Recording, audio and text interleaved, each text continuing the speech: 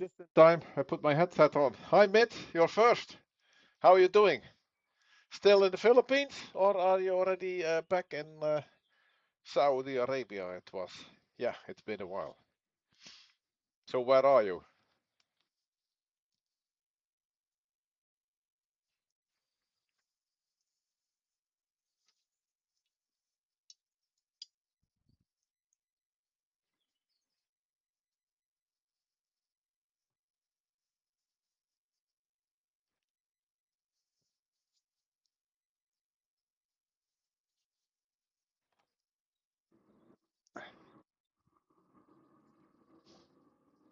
I had a live. Still in the Philippines. Okay. I did a live a few days ago, and uh, I was happy to encounter IJ. It's a small world.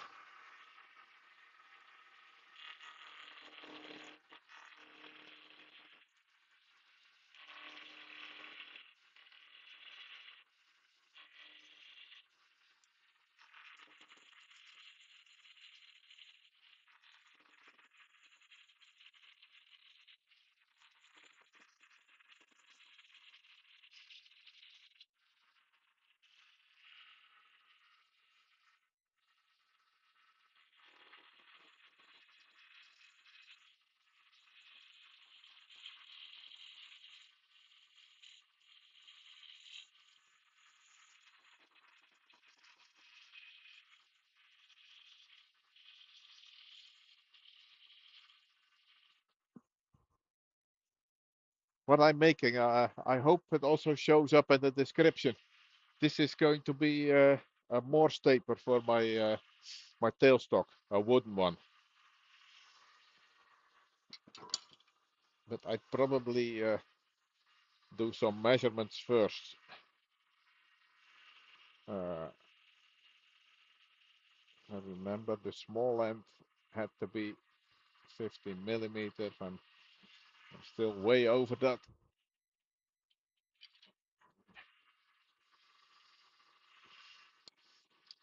So I'll use my parting tool to make a mark.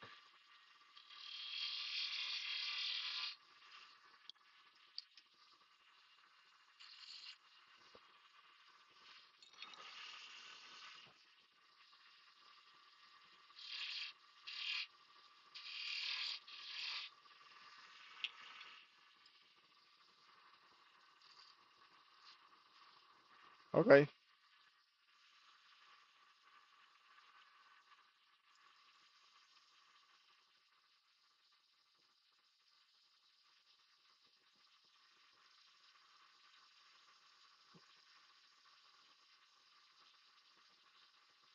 Okay, let me adjust my caliper. It's only a cheapie, and maybe stop the lake because actually this is a fairly precise measurement. Wow, dead on. Yeah, baseball bat, but it's a bit small. I mean,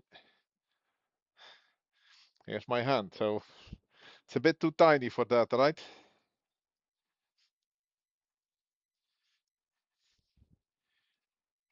And then let me see.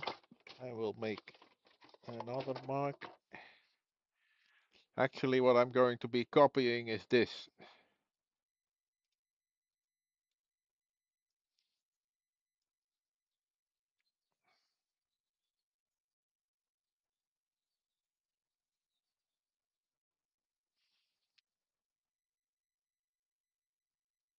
That's 47, and at the end, it's 18.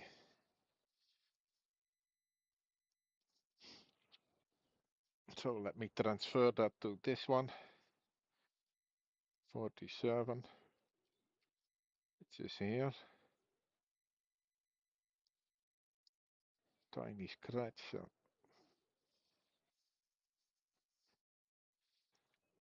and here I have to cut 18 deep.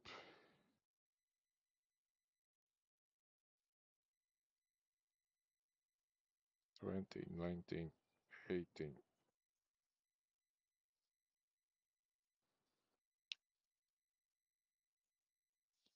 Okay. So then I have the measurement from the beginning and from the end.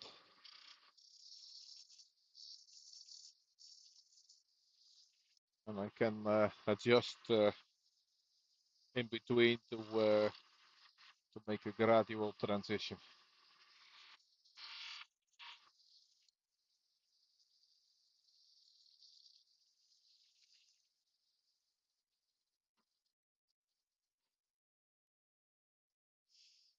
Not too far off. Let me see. How much is this? 20. Okay.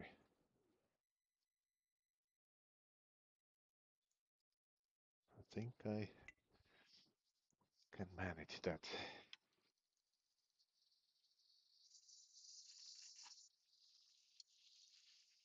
That was just about a millimeter.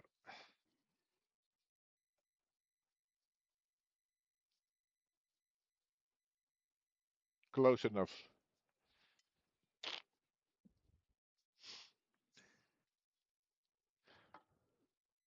I'm really happy to see you again in the chat, Matt. It's been a long time.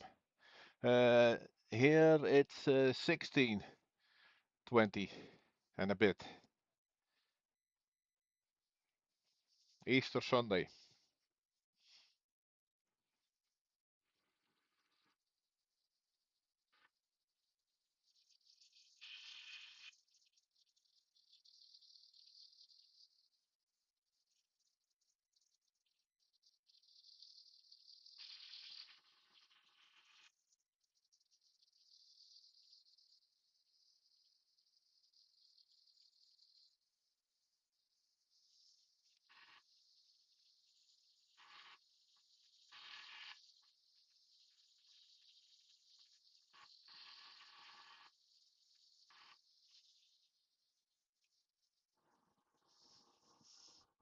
Okay.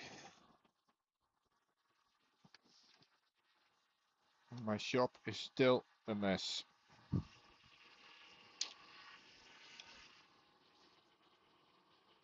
But not a big deal as long as I can find everything.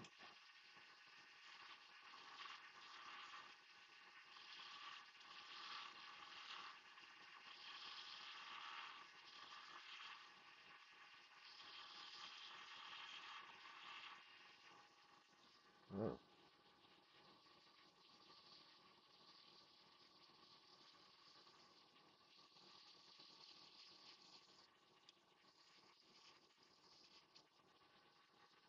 that looks pretty good.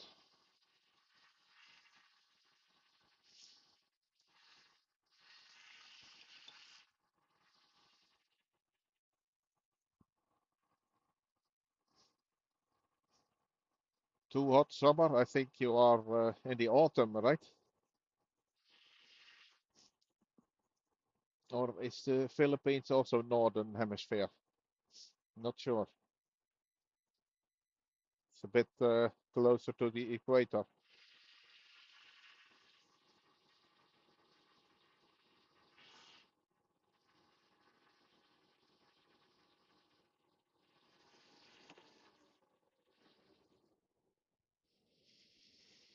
Okay. So it's time to. I can start checking my measurements.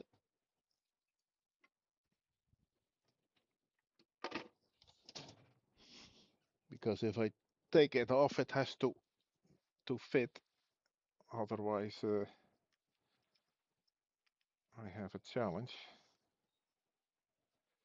Here we have.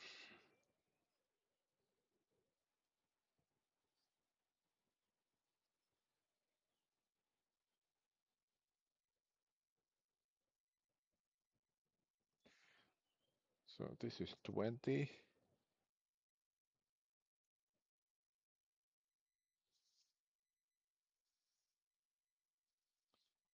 20. 18.1.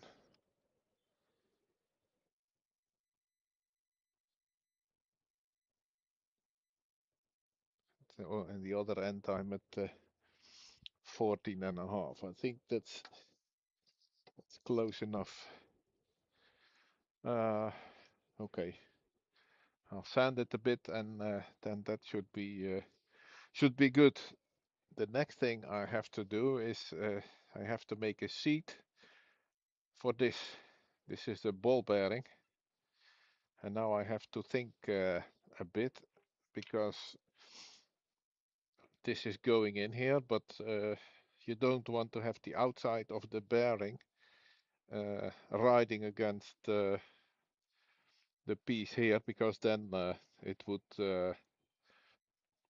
would cause friction. It wouldn't turn as good as it is supposed to. So what I have to do is I'll make a shoulder. Let me say here, so we have a shoulder.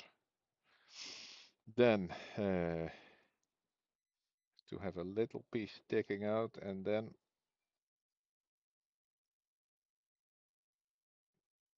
and here the Morse taper will be, and then the bearing will sit here. And then I have to make the second part of this such that it fits around here, like so.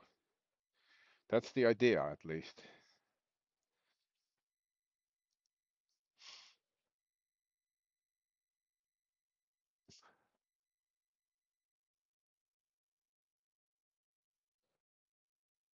Yes, of course I can do it, and I will show it.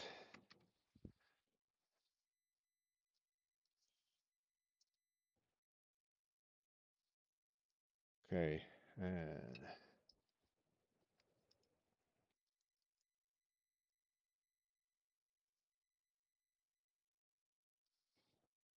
That looks like 8 mm. Okay. There's one little catch here, and that is as soon as I want to start fitting this, I have to part it off, because it can no longer run between centers.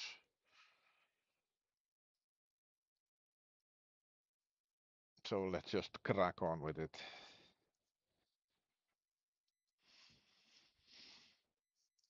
8.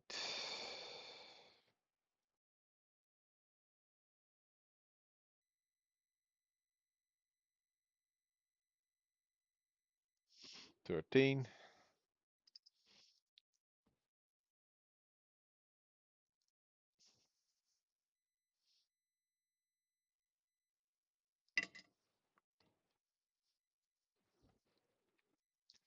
There we go.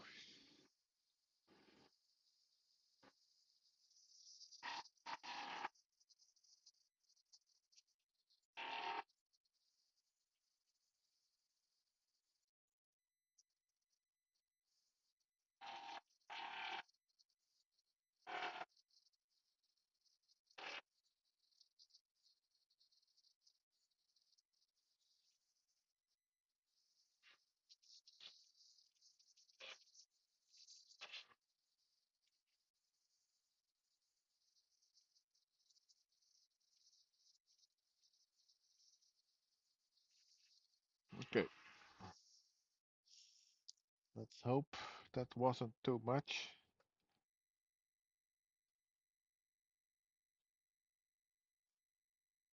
Well, it's certainly not too little.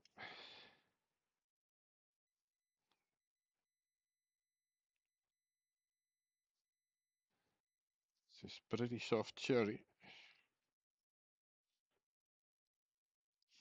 According to my calipers, it's just about right.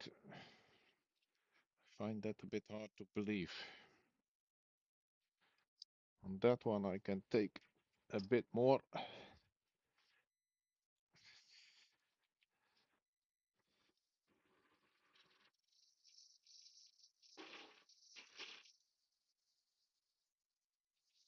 Like so.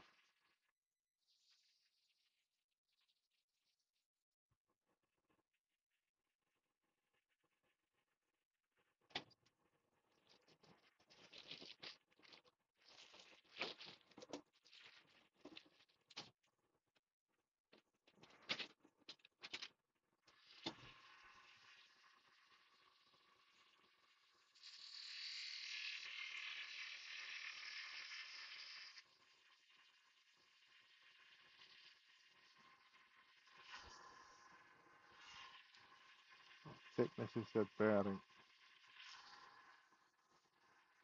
Could use a little bit more wood there.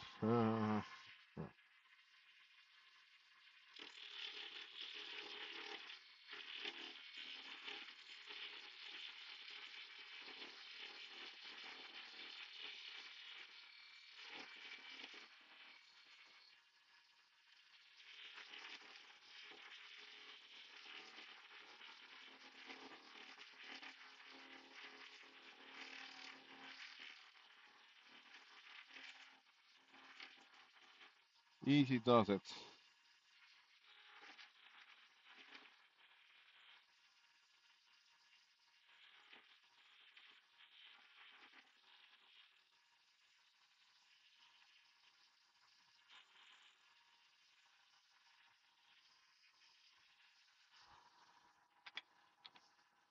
Seems about right.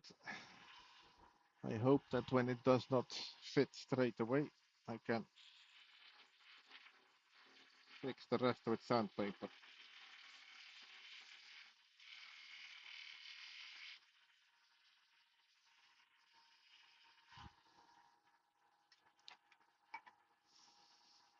Uh,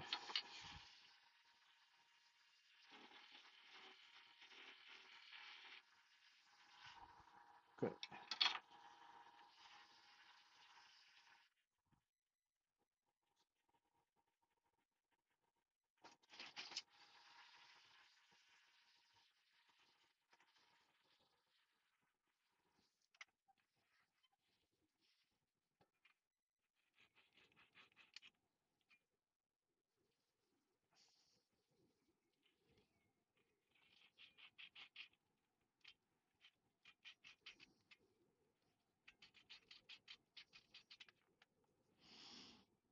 Okay.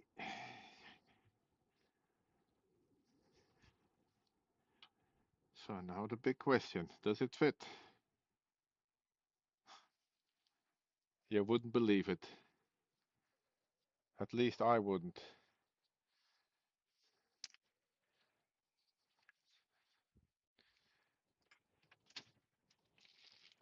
Hey Rob, you should watch this back. I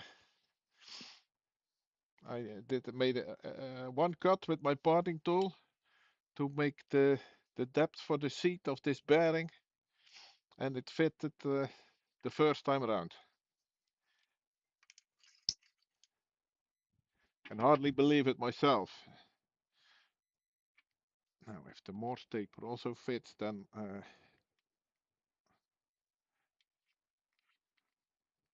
generally they fit. It's only that they go a bit deeper over time, but that's not a big deal. Can see where it's rubbing, and take off just a little bit, because now I cannot really turn anymore on it. So I have to do it like this. And it will probably go a bit deeper, but actually this is as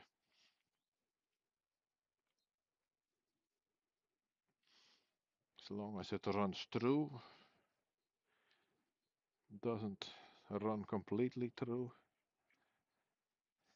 Nah. Probably good enough for what I want with it.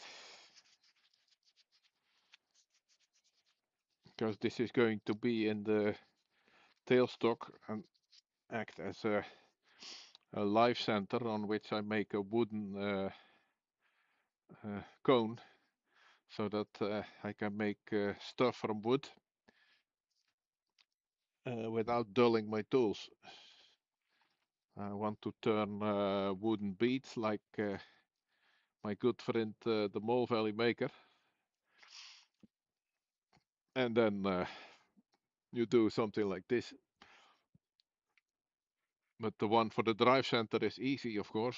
I used maple here for the shaft, sorry, and the cone is a piece of oak. But since I was so lucky with that uh,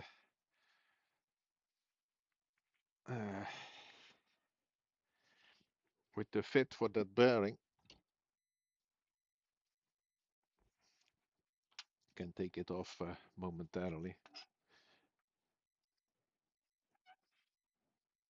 I only have to make that a bit prettier.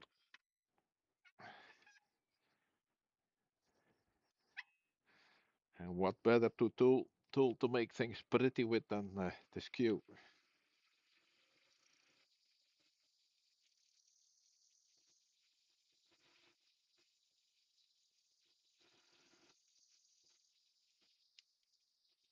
Okay.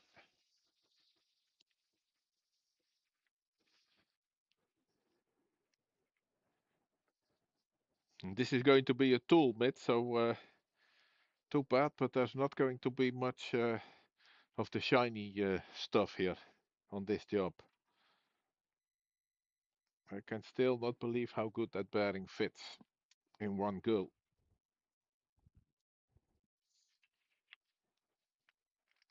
I just can't. Okay.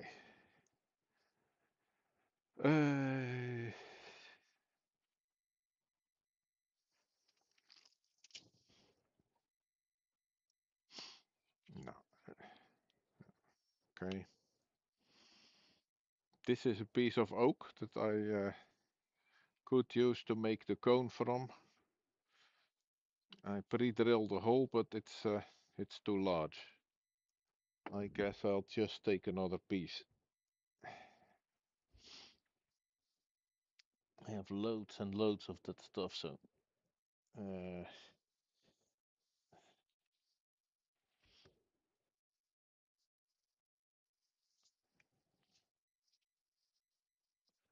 let me try to find a reasonably short piece or some other spindle scrap. About this one. I think this is yew actually, but it has a nice shoulder. I think this will also work.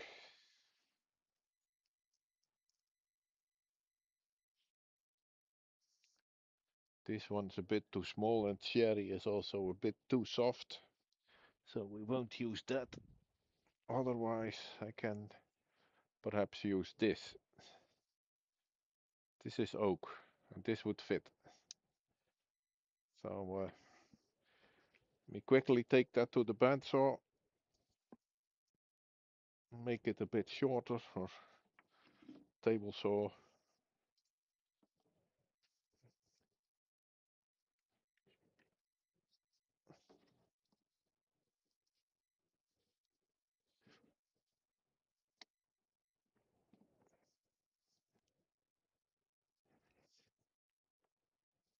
Sorry for the noise.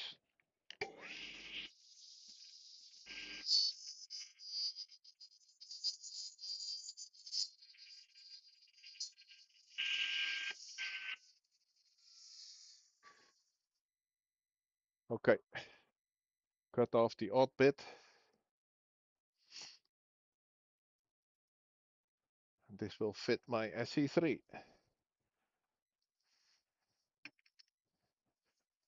by the looks of it.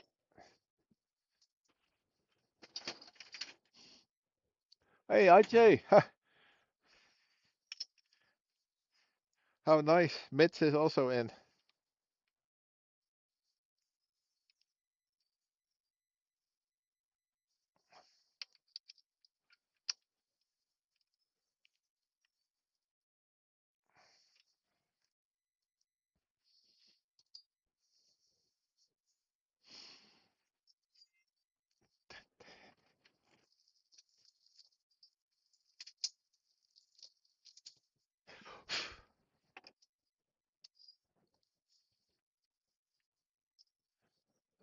So this was just for centering. I think it's easier for me if I just use the tool rest like this. You see my half-inch spindle gouge, and there it is.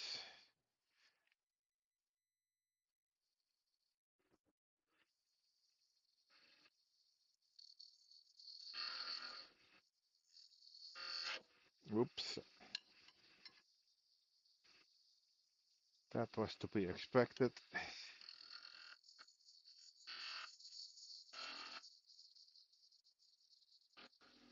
This is a piece of oak, by the way.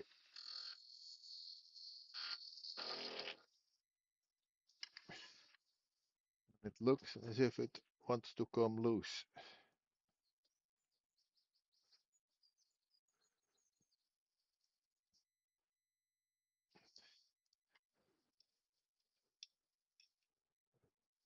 Pretty sure I saw it vibrating, yeah. The fit is a little bit...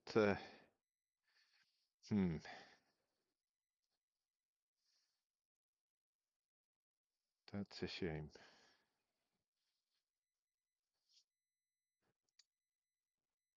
Maybe change chucks.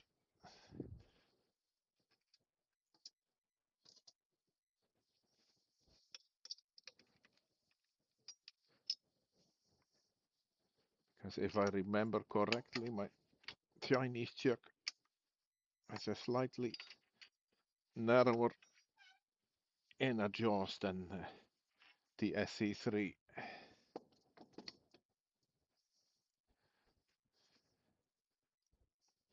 Which is just what I need here.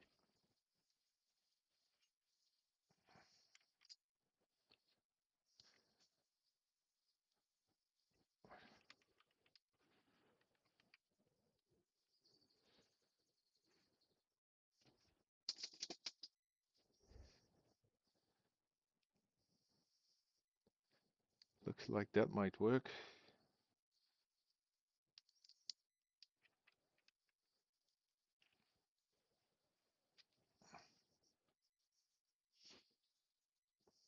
Feels a bit sturdier. Maybe partly also because the jaws are a bit deeper. I don't know. I can still reposition it by hand, so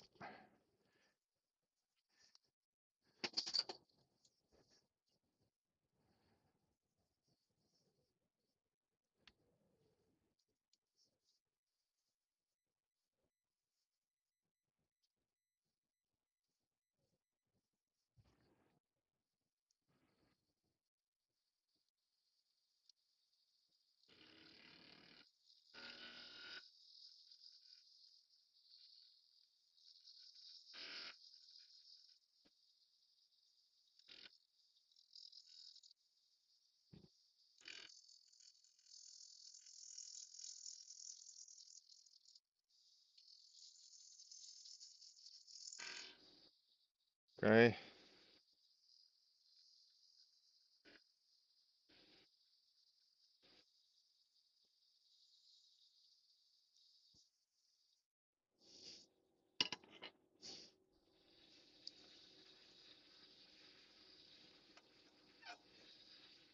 Essentially, all I have to do here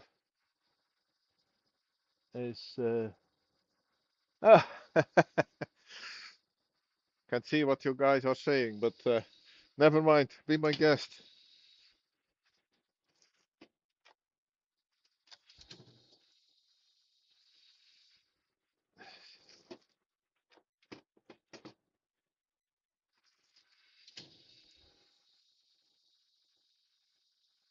I would only here it is.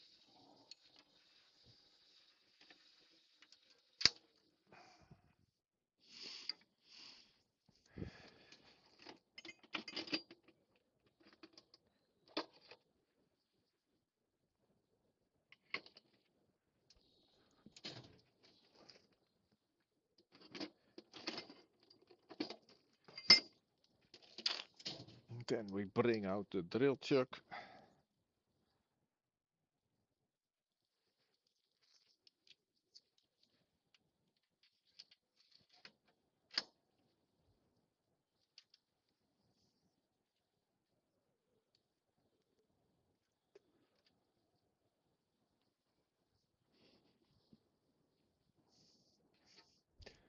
Now, let me double check that fit again.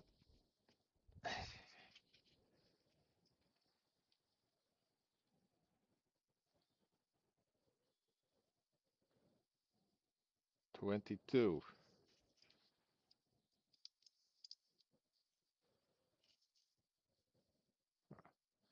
This is 32, so that's plenty. 22 millimeters. So I can use a 20 millimeter Forstner bit.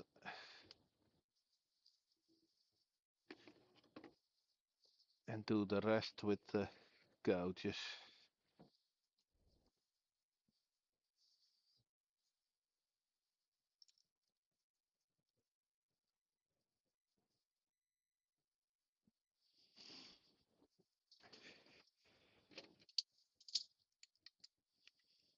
Let me briefly change gear because I don't want to drill in fifth gear, so third is probably better.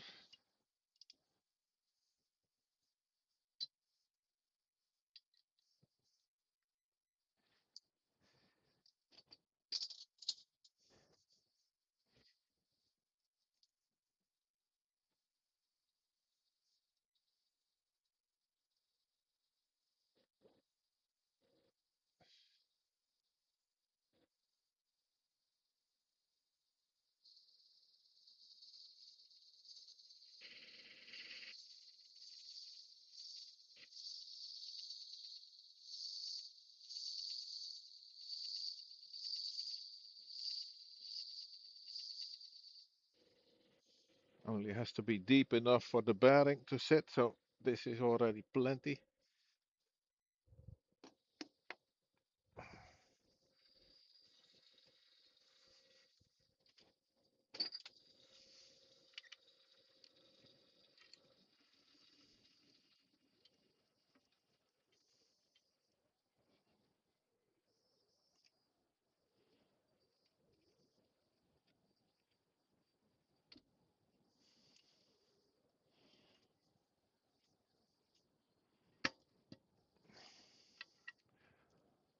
So back to fifth gear, which I use for spindle work.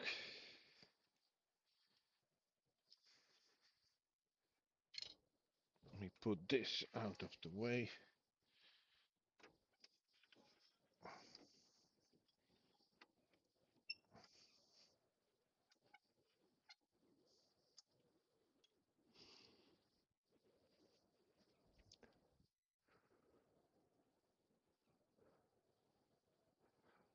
The sawdust, yeah, we use it for actually to prevent the weeds from growing in the garden path around the trees and such.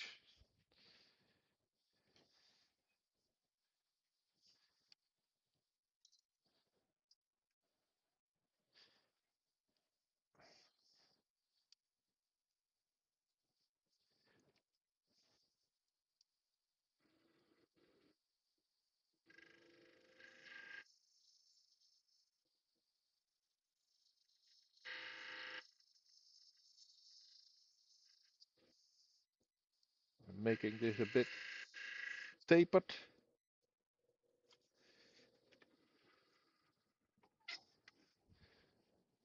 It should already be pretty close near the outside.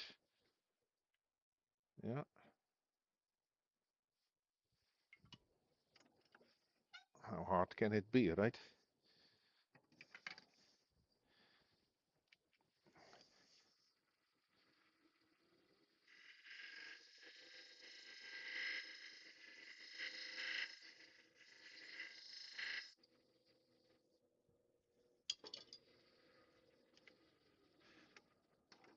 The only thing is when this bearing sits in there, it might be pretty hard to get it out. It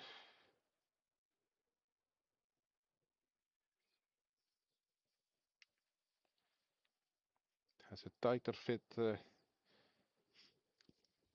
on this side than the center.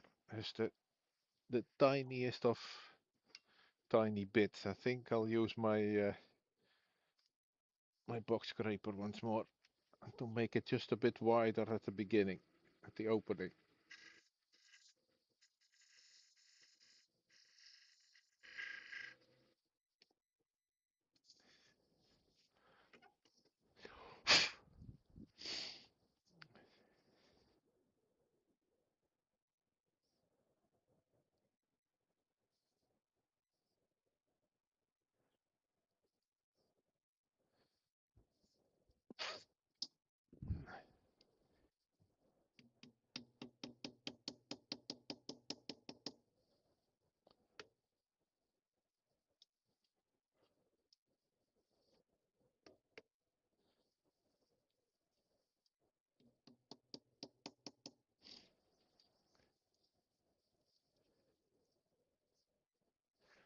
That's going nowhere.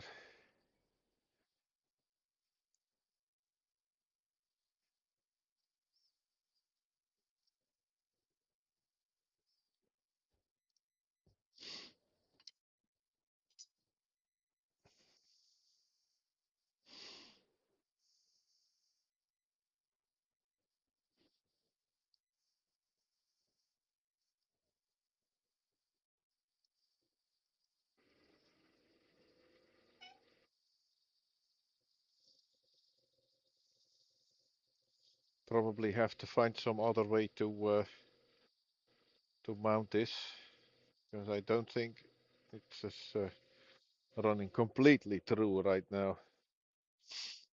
But we'll see. Mm,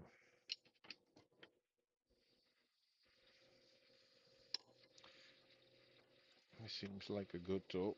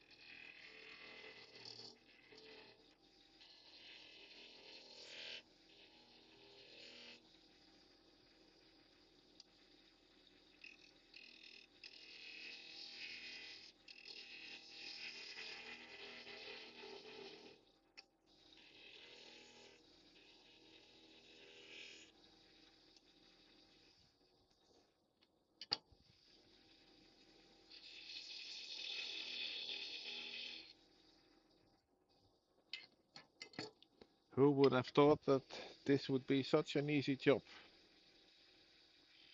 Certainly not me.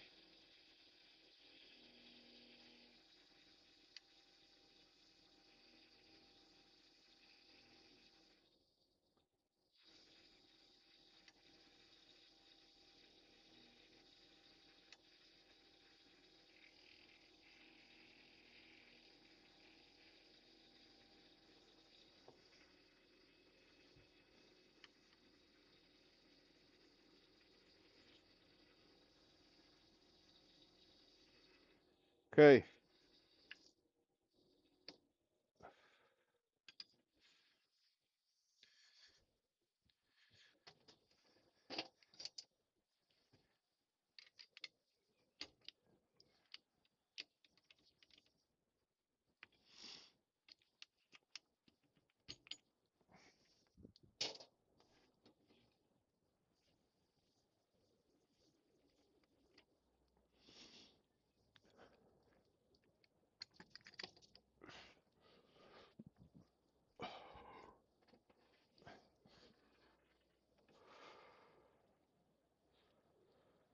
Okay, now let me show you what I want to use this for.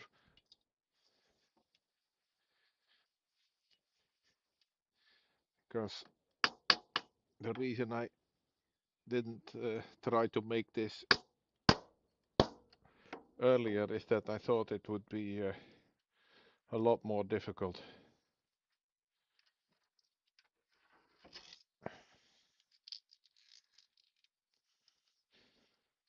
Probably the Easter Bunny who helped to improve my aim. Oh no.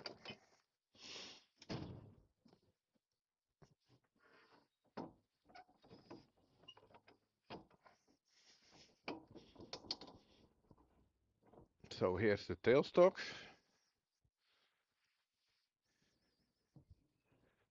And then the idea is that I put this in here, and then this part goes in here, and look, all of a sudden we have two centers, one spinning freely and the other driven by the lathe.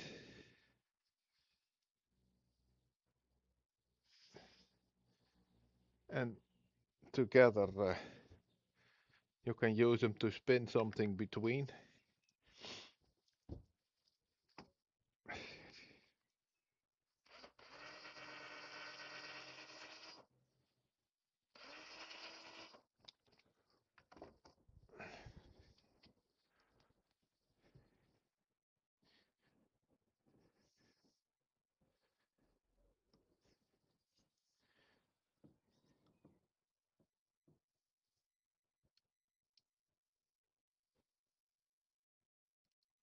Uh,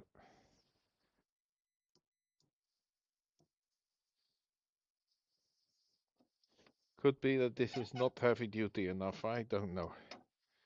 We'll see, but at least this is the idea. So this is a piece of found wood, fork wood so to say, found on the ground. It's either ash or willow.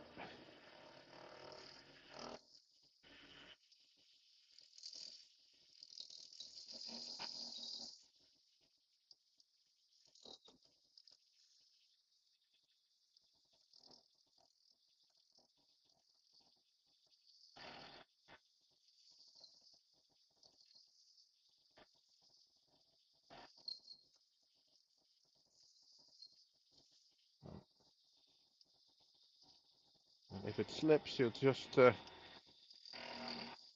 make the tailstock a bit tighter and you're good.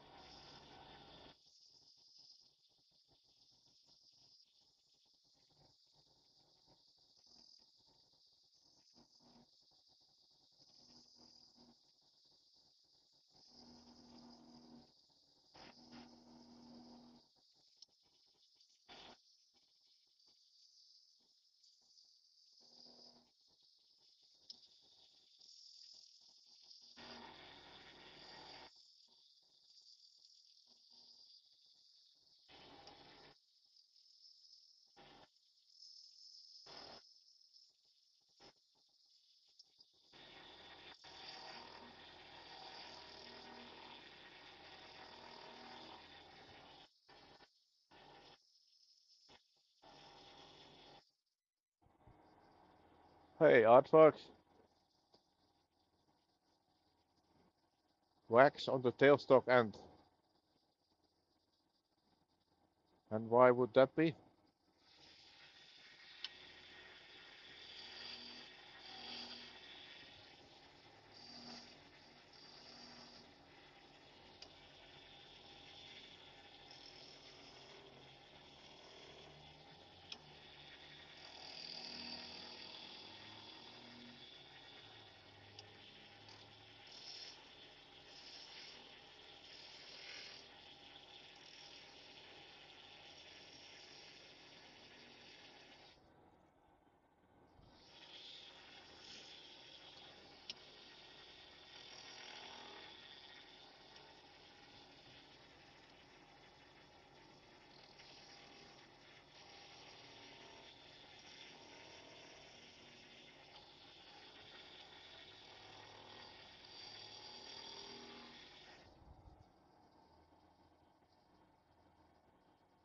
Ah, yeah, it has a bearing.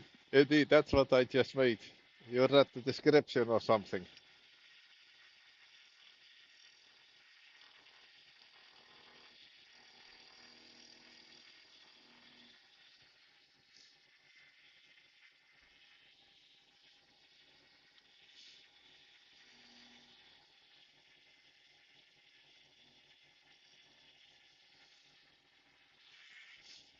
The hardest thing I find with these is to make both ends the same. I think I still have a bit too much on the tailstock end.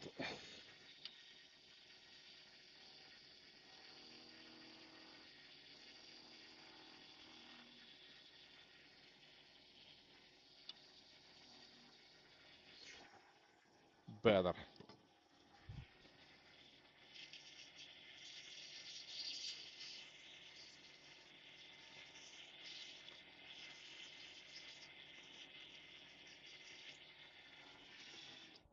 Okay. I'll briefly stop the lathe. This is another one where the bugs have gotten a go at. Can you see that?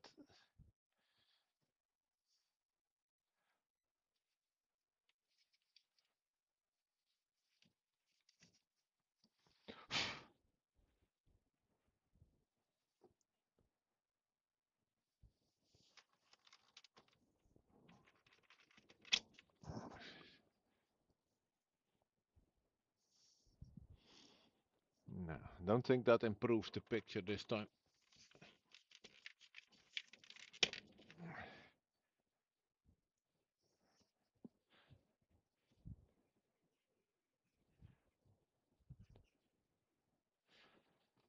You see, it's all bug holes here. Maybe if you like it, it's okay, but I don't know. But it doesn't really matter. I will still show you what the big idea is here. So I have a set of these watercolor. I think I'm going to go with purple here.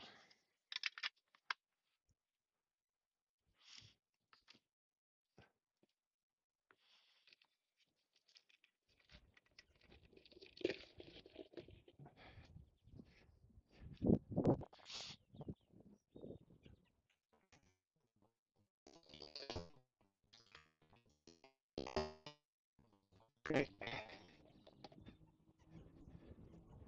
It's a bit of water for my brush. Don't have water in the shop, but right outside I do, so.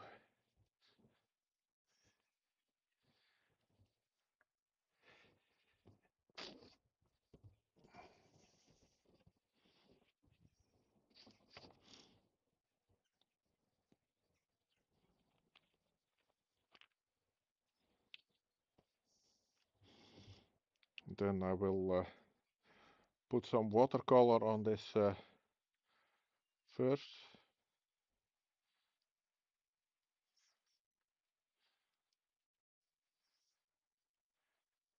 Before we do anything else to it. You see, here's those bug holes.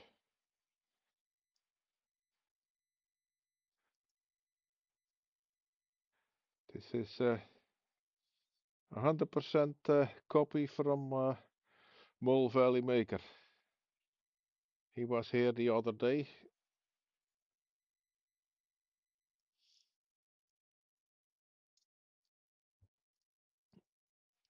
But actually this has been something that was on my mind for quite some time.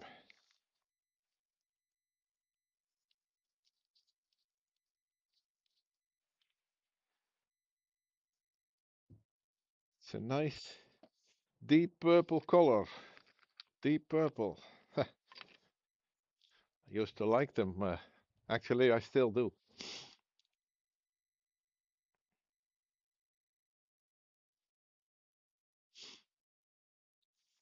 You don't see videos, IJ?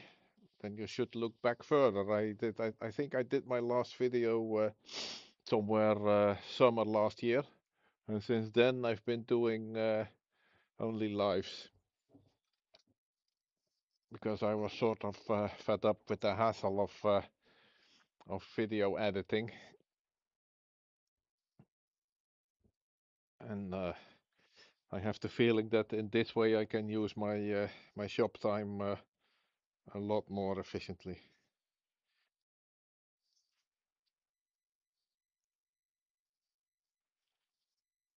Well, I'm not sure how dry that is.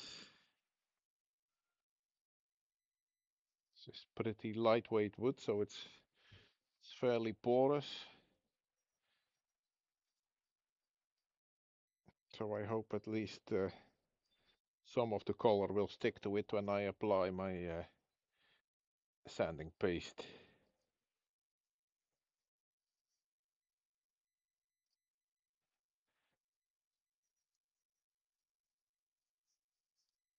This is homemade, by the way. Diatomeous earth, uh, mineral oil, and beeswax.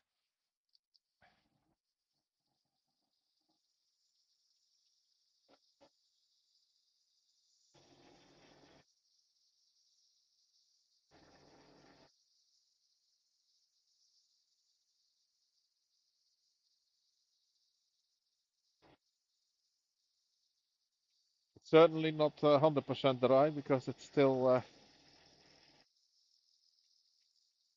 putting color on the cloth, but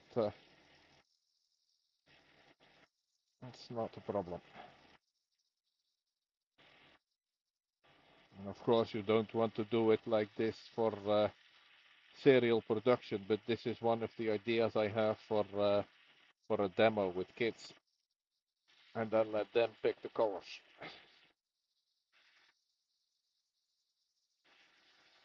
And actually, for as far as the turning goes, even though it's with the skew, it's a pretty safe operation. Warm to the touch. I only have to redo that hole. The lathe can simply keep on running.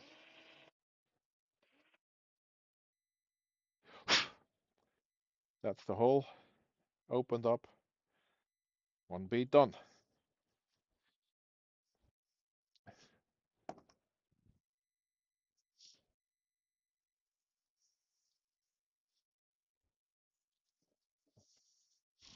Let's do another one, shall we?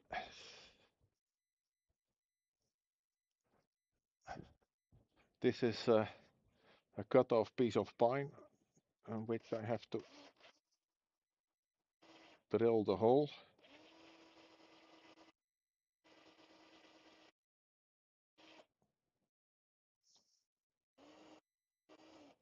More or less straight if possible.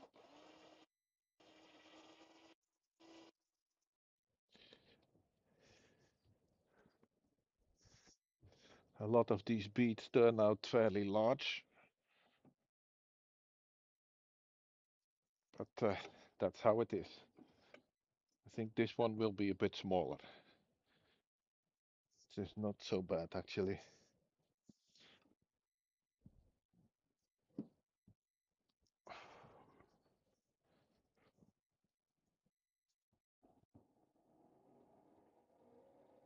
Hi, Steve.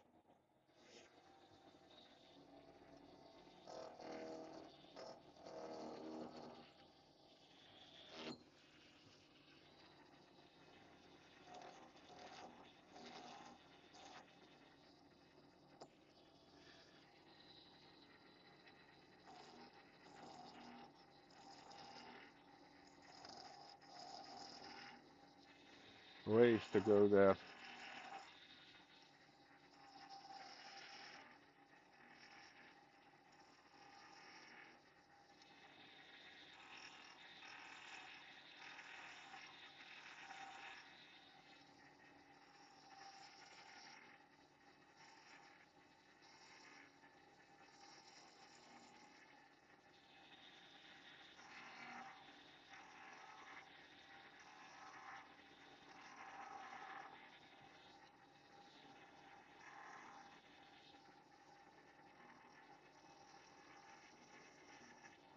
Like I say, I have this idea from, I don't know his first name, but the Mole Valley Maker channel. I believe he used cut-offs from pen blanks, which is much better quality wood, of course. But I don't make pens, so I don't have any cut-offs either. And I wasn't planning on buying pen blanks to cut them up for making beads. I do have a lot of scrap timber.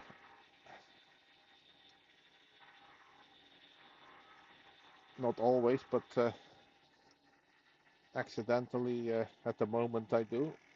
It's because my youngest son has bought a new house and there's a reconstruction going on, so a lot of the old stuff was coming out.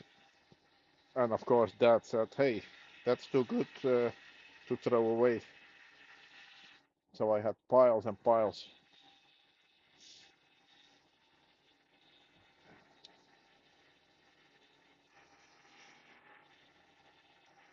Still too big, I think.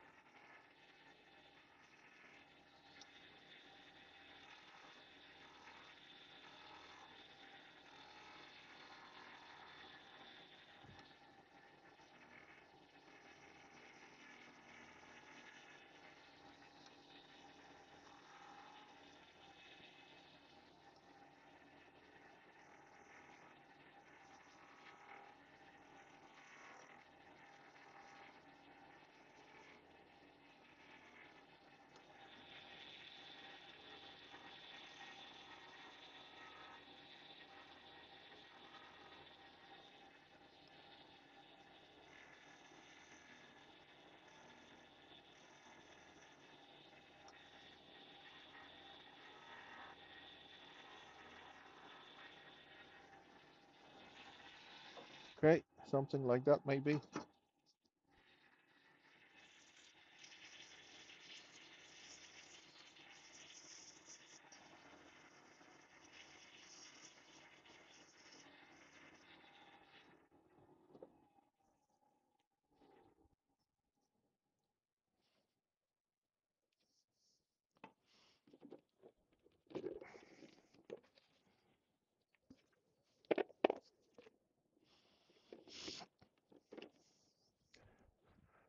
Okay, let's see. Let's try a different one this time. A different color that is.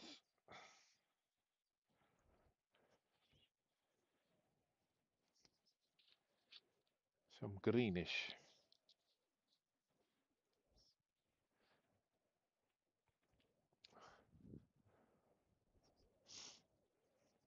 It's a bit of a pity that the camera doesn't pick up the grain. It looks quite nice actually. Maybe when I put something on it. Yeah, now you can.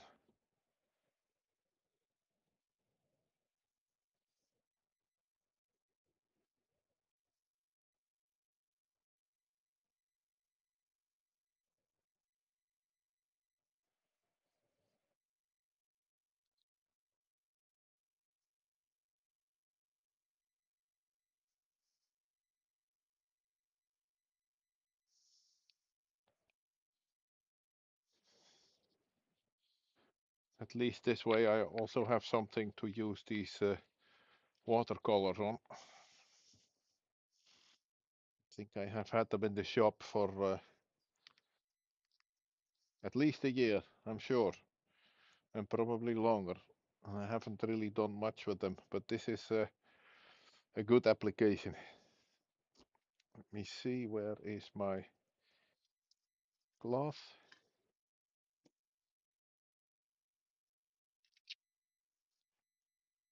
Don't worry, because the ink has to dry somewhat anyway. Ah,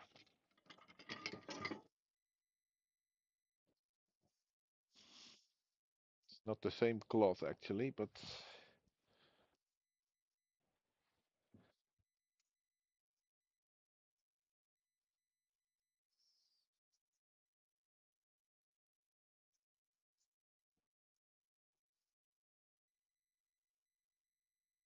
some of my homemade sanding paste. Doesn't need much.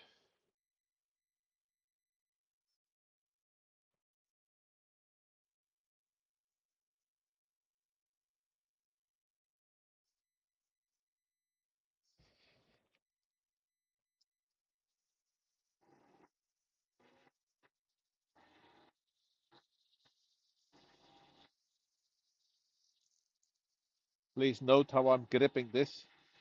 I'm in no way wrapping it around my finger so that if it catches, it will simply fly out of my hands and not take my finger along.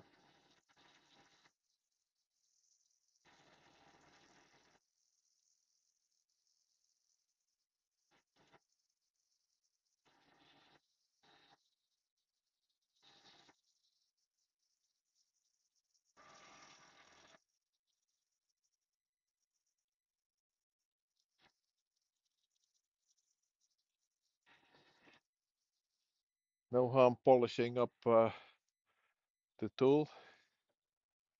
I like it. Oh, well. Now you can see how this was put together. I think the heat has made it shrink a little. I probably have to put some paper towel or so in between. But quite a nice bead.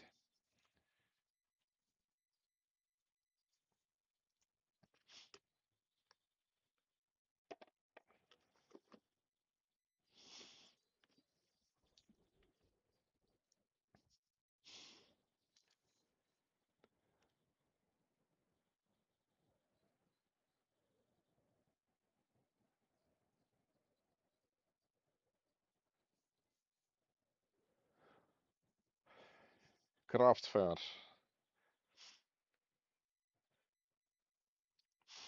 I don't think we have those around here, but I am on well, sort of an annual market here in the village.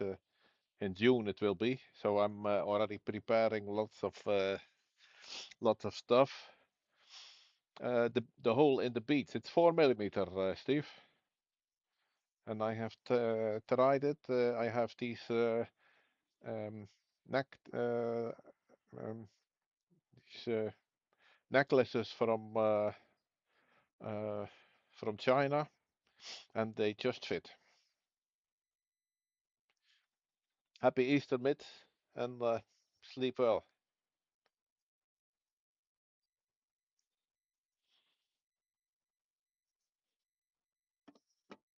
So I think all in all, even though it's a bit loose right now, I think I can call this a success.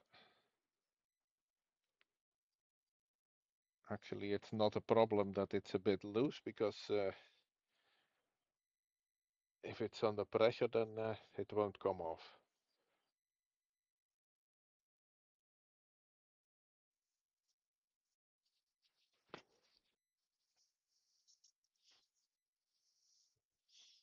There is one universal fix that wood turners always have at hand, and that's old-fashioned toilet paper.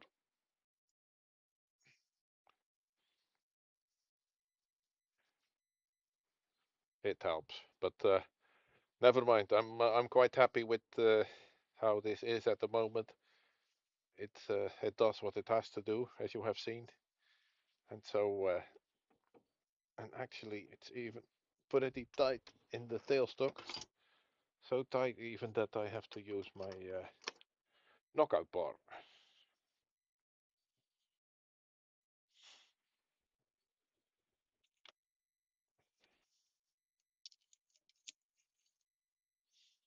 But at least now I have a matching set.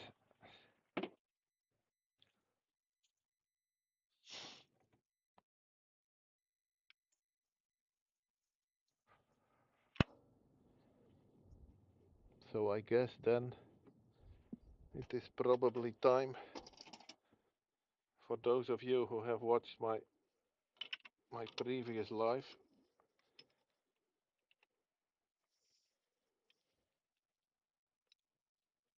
to show you how the mason jar lid has ended up.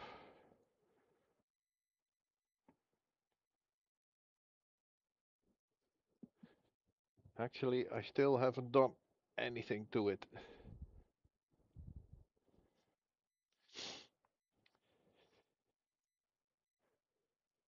Let me see if I can bring you in.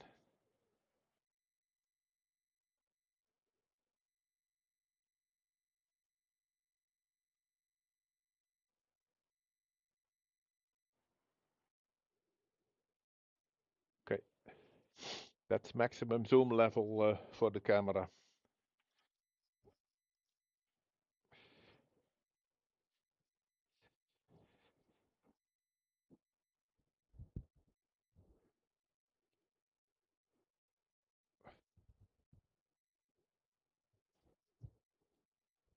So for those of you who have seen my previous live, and there are a few here who have, this is how it looks now.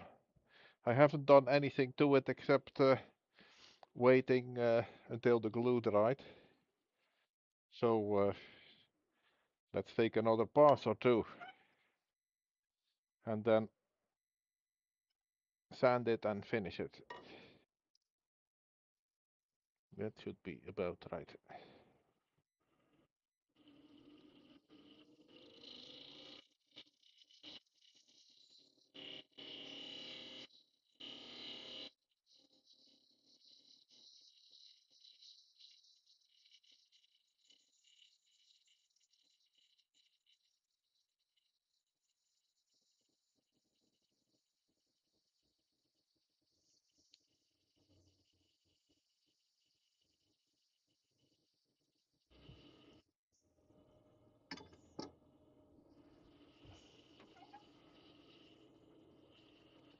I think I'll leave it at one pass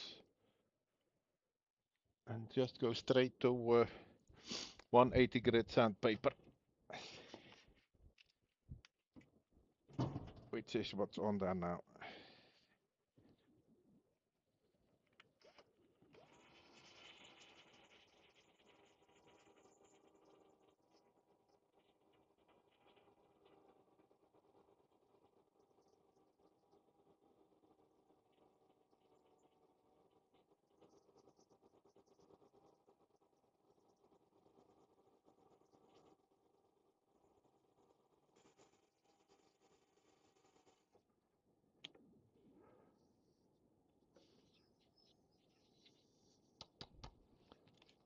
Not too shabby.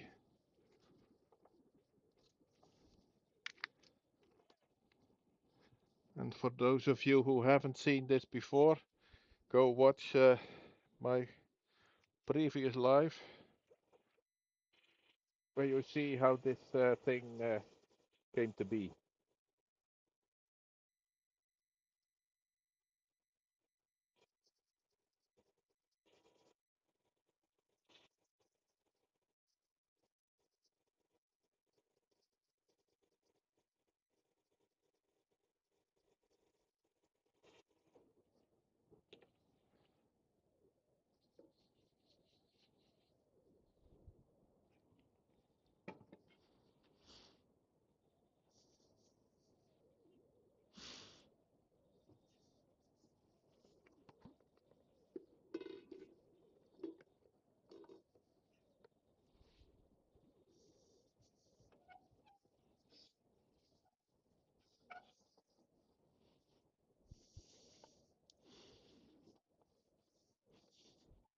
So I took it inside and showed it to the boss lady, and she said, I don't care if you make any more to sell, but this one's mine.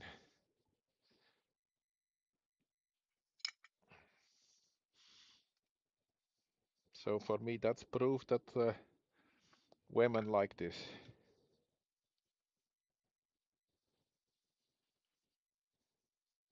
It's too bad for Mid. Now she missed the shiny stuff again.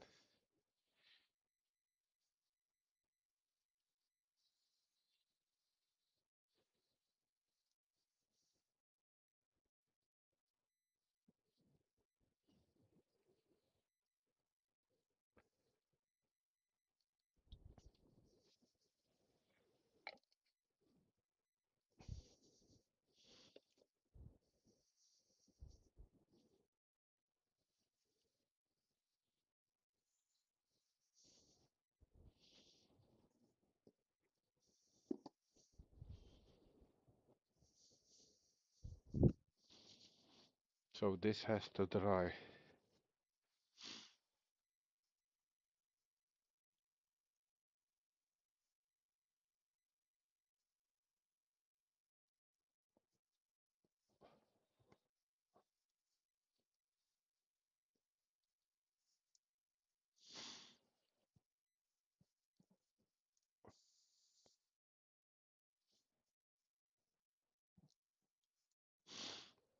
I think I like this so much I will definitely make more of them. It's a lot of work, but worth every bit.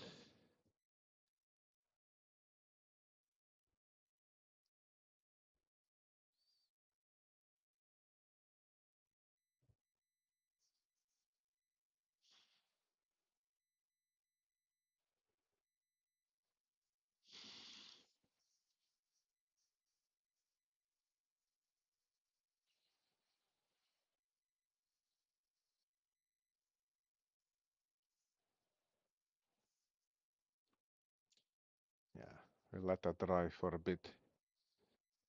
Talking about turning pens,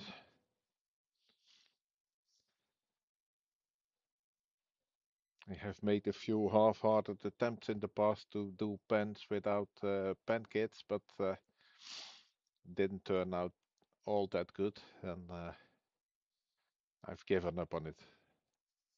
Uh, One thing I'm not going to do is buy pen kits. I'm too cheap for that, I guess.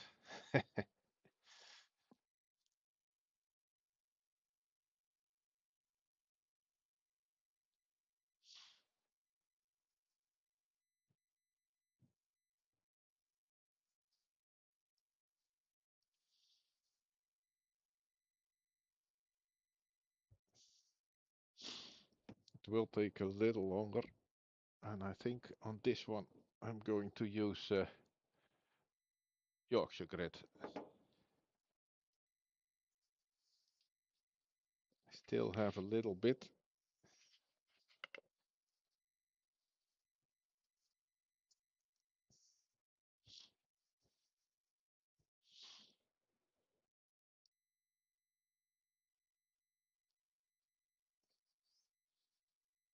I really like my homemade sanding paste, but I don't want to mess this one up.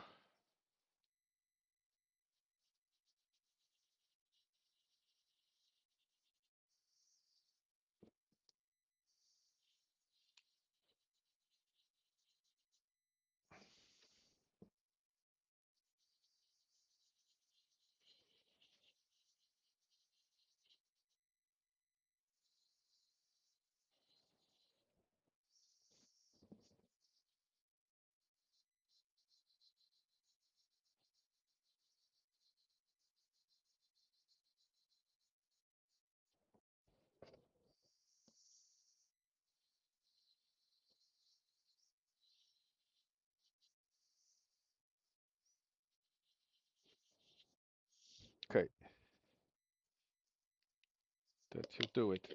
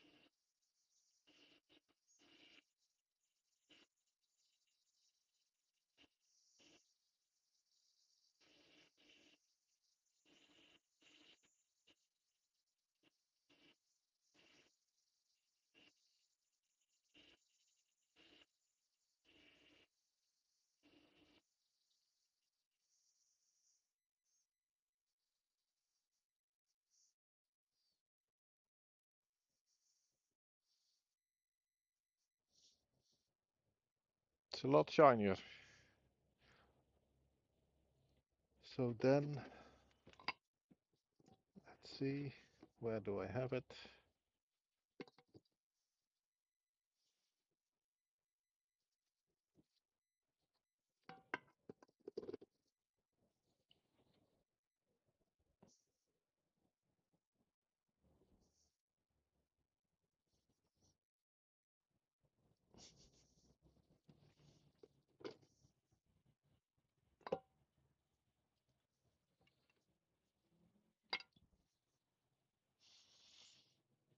Somewhere here I should have a jar of microcrystalline. Is it this one? Yes.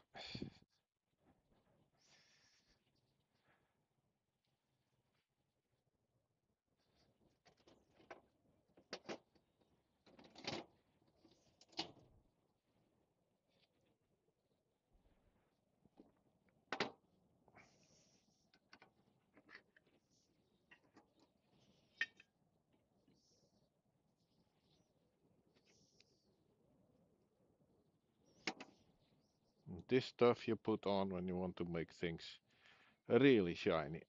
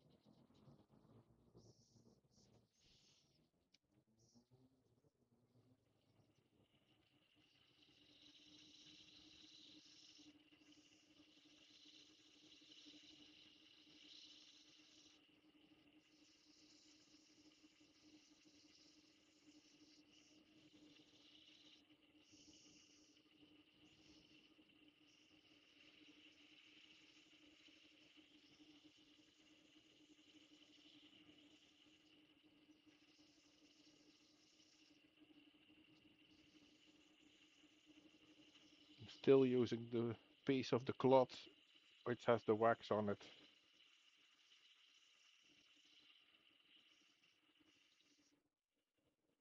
Think it could use some more.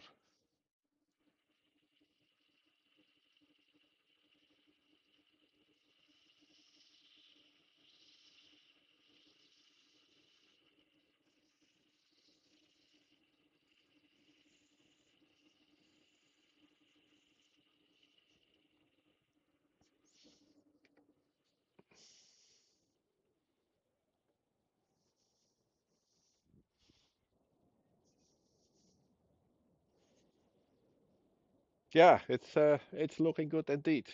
Now that I have stopped the lathe, I can take a proper look. And you know, with this microcrystalline, what I believe it says is that you have to let it cure for approximately 20 minutes or so, and then uh, brush it out. But it's, yeah, I think we can call this one a success. It's probably the most expensive mason jar lid ever made. But still, as long as you enjoy it, I will definitely make more of these. I mean the inlays. I have been thinking of ways to make them in larger numbers, like cutting bundles of these cut-offs in length of 10 centimeter, gluing it all together, and then uh, putting it in the lathe. But then you have to use glue chucks, or I don't know. I'm still deliberating.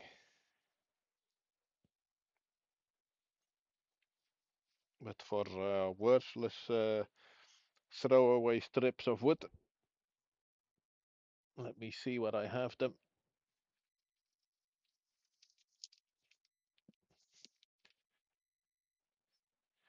Basically, this is what you are looking at.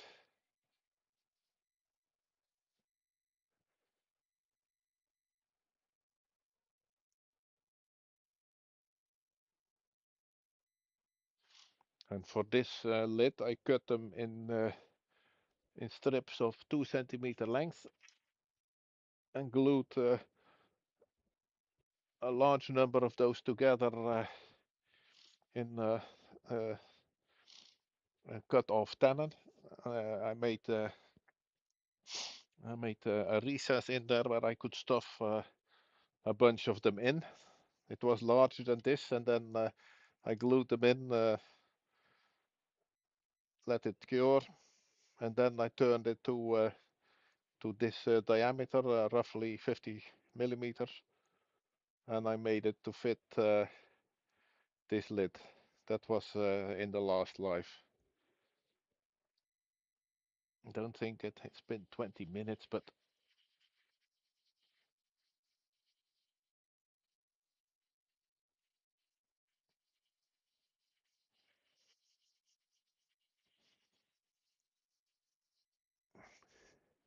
well, it is what it is.